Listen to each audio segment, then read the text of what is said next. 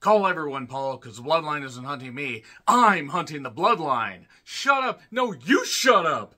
I'm John Redden with my review of WWE Raw from the SAP Center in San Jose, California. We're coming off of WWE Elimination Chamber. It's in the rearview mirror. It apparently is in the ceiling. Badly designed car. How the hell would anybody be able to see what's coming up behind them unless somebody's coming up from the earth to ram them from behind? What am I on about? I have no goddamn idea. It really feels like Elimination Chamber actually happened a couple weeks ago. But no, just a couple days, just a couple ordinary days. And yeah, now we're on the road to WrestleMania. But first, Ole Anderson passed away at the age of 81. A guy that certainly has been part of some memorable moments in professional wrestling history. The turn on Dusty Rhodes in the Omni. It will never be over, Ole Anderson. It will never be over. And, you know, one of the original four horsemen. A man that had a hell of a mind for professional wrestling. And made a lot of money in wrestling. A lot of money. And really knew what he was doing as far as, you know, like cultivating talent and doing some great stuff. But Jesus fucking Christ, you want to talk about somebody that was cantankerous and really, really shitty to people? Teddy Long didn't have a lot of good things to say about him. Thunderbolt Patterson was about the only one of his type that really Ole Anderson liked. Yeah, Ole was not a very good guy, let me just say that. So, the memories that Ole Anderson left in the ring and on promos will never be forgotten. But the man himself, whew, he's down there in hell. So, yeah, let's get to it. So, 17,500 seat capacity, and they had around 13,000 people, according to WrestleTix. Well, 12 to 13,000. Nevertheless, that's quite a bit. That's a lot. They pretty much filled that place up, except for the obstructed seats. And 40 days away from WrestleMania. 40 days. You know, it feels like this is going to be a bit of a slog to get to Mania. Look, there were some good moments on this show, but Raw is getting to the point where it's really hard to review. So, the Raw after Mania. After that, I'm going to, you know, figure out how much more I want to review Raw weekly. So, we get Dominic in the ring automatically after some chamber recaps. Look, I'm sure there are boos, but they were also turning down the mic. It's getting a little bit ridiculous now. Goddamn Rhea. Oh, holy hell. I mean, Jesus. Looks amazing. And I mean amazing. I'd say as respectfully as I can be, because Jesus. And she's way over. Becky shows up. Goddamn, Becky looks great too. Becky winning the women's chamber match. Rhea carrying a sack of shit to a respectable main event. Like people say, oh, Nia looked great. Nia did, you know, everything she needed to do. Yes, she didn't injure Rhea, and she managed to get less air than, oh, I don't know, somebody that wouldn't be able to jump. Somebody that actually ended up in the goddamn earth, that fell a foot into the earth trying to jump, would have gotten more air than Nia did on that goddamn table bump. So, Becky talking about Mania and, you know, the chamber and all this, and called Dominic a dirty kumquat. That was pretty funny. It's funny to hear Irish people say words like kumquat. I don't know why. And kumquat in general is just a funny word. Becky has been the backbone. Rhea's kind of coasted during this reign. I mean, to be fair, they're not entirely wrong, but it's also the way Rhea's been booked. She has not been given a lot of great feuds to work with. She hasn't. And she's a great talent. That being said, Rhea also said, you know, behind every great man is a greater woman. And that, you know, at Mania, Mommy will end up being on top of it. Buddy is lucky. I am so happy for both of them. I really am. I'm being as respectful as I can, because goddamn, if Rhea isn't the perfect woman, she's close to it. But no, seriously, I'm happy for both of them.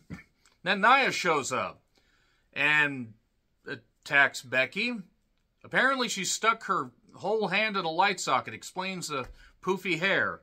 Officials stopped Nia from ruining this segment more than she usually would. And then Sammy makes his entrance. We go to break. Nia cuts a promo, and God, the mute button on my remote got stuck. I don't know what happened. Liv and Nia apparently is happening later. Nakamura then took on Sami Zayn. Remember how about 8 years ago these guys had a great match, and they still can go. And Zayn won after like a couple... I'm sorry, but the commercial breaks absolutely killed me here. 1 minute to the break, And then a couple more minutes, and then we go to break, and Sammy won with 2 kicks. Nothing wrong with it. I just don't care about Nakamura, because even when he wins, he still ends up losing in the end. It's like, it just doesn't matter. I'm sorry. He just doesn't mean anything.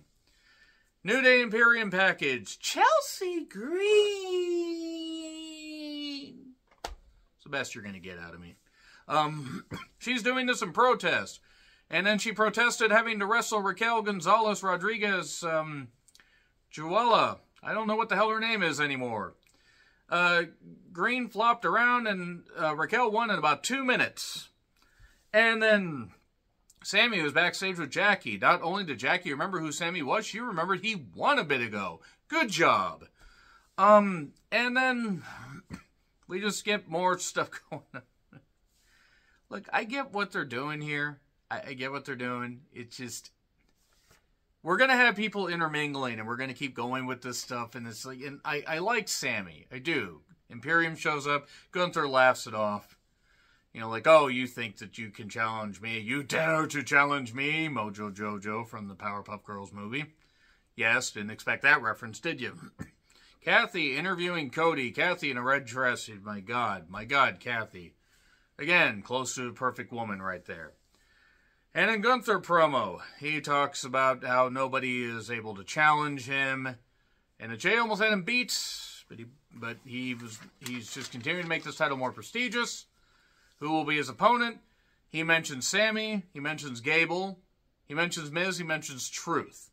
Truth actually got the biggest amount of cheers. I mean, I think Sammy was second, and maybe if they presented Gable not as a fucking goof, then maybe he would have gotten cheered more. Judgment Day shows up. We get more talking. And then Gunther says, well, which one of you will challenge me? You? The one with the big head? Talking about JD? Goddamn, Gunther. When did Gunther get so good on promos? I mean, the stuff he said to Jay recently was pretty good, but Jesus, Gunther. Dominic tries to talk again. We get more boos. If they were to actually try to have Dominic versus Gunther in a singles match, and Gunther didn't win in 2 minutes, it would be pathetic. Because I will not live long enough for Dominic to ever be good in the ring.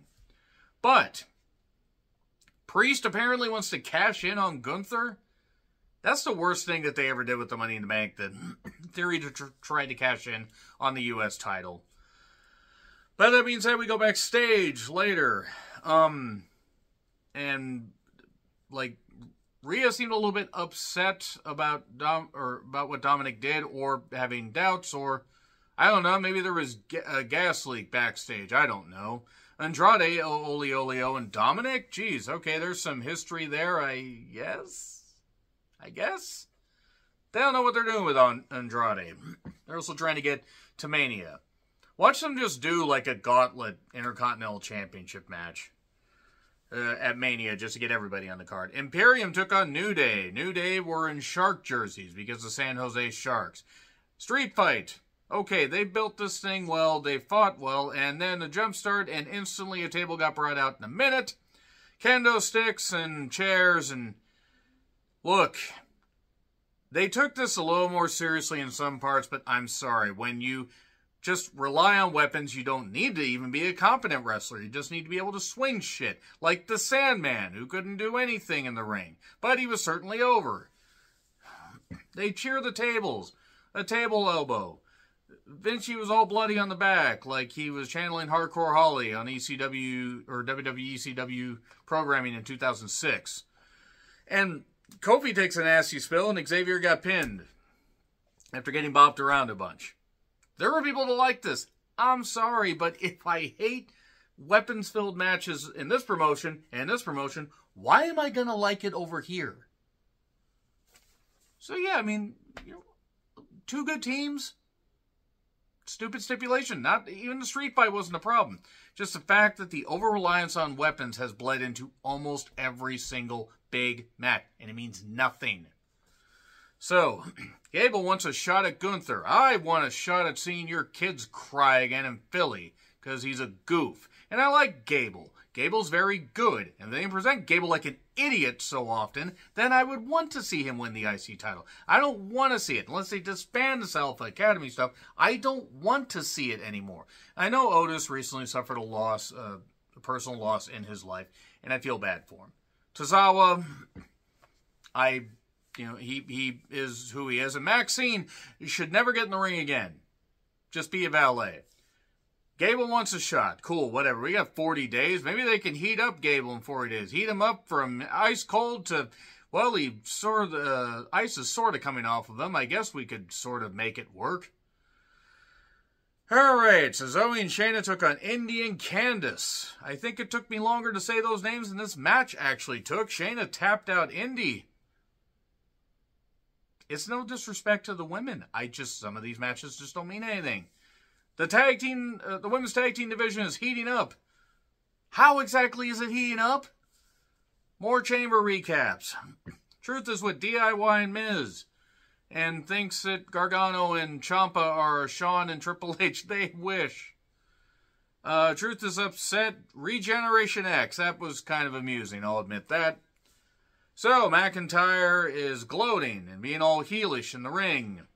And he has a bad eardrum, and the doctor said, you might miss Mania. No, I can't miss Mania. What do you think I am, CM Punk?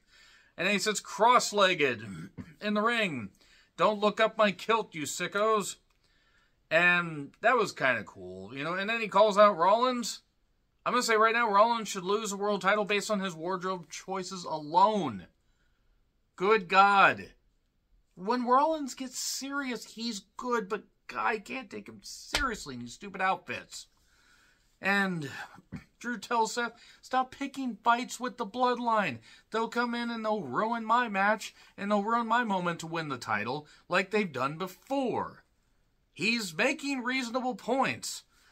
Seth then says, you may be right, I may be crazy, but it may just be the lunatic you're looking for. Wait, that's just the song that got stuck in my head while I was waiting. Please, Seth, please dress normally. Please dress normally. Please dress like a human on this planet. But the bloodline must be stopped at all costs. Some risks are worth taking. I hate the game Risk, by the way. It was a terrible board game. Up next, Liv. You know what, Kara? I'm not even going to say anything. I'm not even going to say anything. Because Nia Jax is there. Liv did everything to carry this worthless sack of shit. The next time Nia makes a noise on camera, I want it to be the death rattle. I'm just going to say, I don't care how harsh that sounds. Because I do not desire to ever see Nia Jax succeed in this promotion. Because she's not good. She's not. She's never gonna be good. People say she improved. Congratulations! She manages to get in the ring without fucking up, and she only fucks up a few moves in the first minute instead of every move. Later, Becky showed up, and Liv got pissed because that was a DQ. Then Ole Anderson mentioned he started wrestling in 1967. Becky wants to end Nia. Pierce says it's official next week. And they do the music bump, and then Liv interrupts. And it's like we were going to get a record scratch. And Liv is upset. Not everything's about you. Liv getting more of an edge and getting better on promos. This is good. Look, everybody has to get better eventually, and Liv has put in the work. Liv has absolutely put in the work.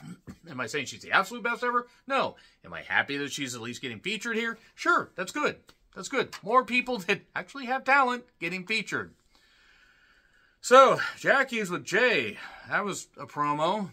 Then Drew shows up and says, I want to tell you from the bottom of my heart, you deserve this. Then they start having a brawl. Drew has reasons to be upset at Jay because he bought into all the bloodline stuff. Grayson Waller makes his entrance. We go to break. Cody then gets pyro and cheers. They have the match, and Cody wins with the Crossroads. We have 9 minutes left. Heyman shows up with some off-duty NYPD suspended cops for reasons. And I'm kind of over the stuff with Heyman. This wasn't good. I'm sorry, this wasn't good. Cody was fired up about the fact that people were fans of The Rock, including himself. He comes from a family where meals put on the table were based on how many tickets were sold. See, when Cody isn't being a thespian, there's nothing wrong with that. Some of my favorite friends are thespians. But when he's not trying to act, and he tries to speak from the heart and channel the fact that he's, that he's the son of a wrestler, the son of a plumber, it works. That was like halfway decent, and then it went to ridiculousness where Heyman tells him to withdraw the challenge to The Rock. No, he won't. Then he beats up the cops, and that's it. That's it. That's all I got to say about that. Okay, in closing, this is what I want to say right here. One, I want to thank you guys for watching the videos. I really do appreciate it. And I'm talking whether you've been watching from the beginning, just recently started subscribing, new subscriber, doesn't matter, new viewer. Thank you guys for watching. And I want to say also, the rest of the week, I'm not going to be reviewing SmackDown. I got extra work to do. I'm not going to be reviewing Collision. I got work to do. I'm going to be working extra shifts. I'll be reviewing Revolution. But some of the videos that you will be seeing coming up this week, Dune Part 1, sometime after this review, obviously, and then Dynamite, and I'm actually getting different days off, so I will actually be reviewing Dynamite live, or at least right after it's done, Revolution predictions, and then Dune Part 2, Electric Boogaloo, the Spaceman movie that Adam Sandler is in, and maybe a couple other things. You're going to get more movies. You're going to get a lot more movies because wrestling's starting to burn me out. That's the update right there. So, no SmackDown review. Next week, a Raw review. Let me know your thoughts in the comments. Like, share, subscribe, Twitter handle in the description. I'm John Ritlin. I'll see you soon.